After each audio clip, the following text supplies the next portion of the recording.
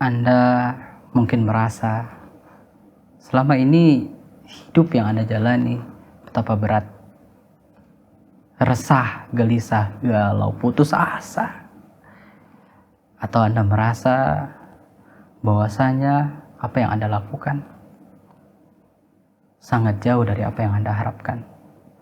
Anda merasa hidup begitu tidak adil, atau merasa sangat sungkan menjalani hidup ini. Maka ketika itu yang terjadi, cobalah untuk memperbaiki keyakinan Anda. Karena bisa jadi kurangnya yakin Anda kepada Allah membuat Anda bergantung kepada manusia. Karena ketika kita bergantung kepada Allah, maka Allah akan buat urusan kita menjadi mudah. Sebaliknya, ketika kita bergantung kepada manusia, berharap kepada manusia, maka Allah jadikan kita terus bergantung kepadanya dan kita dibuat kecewa dengannya.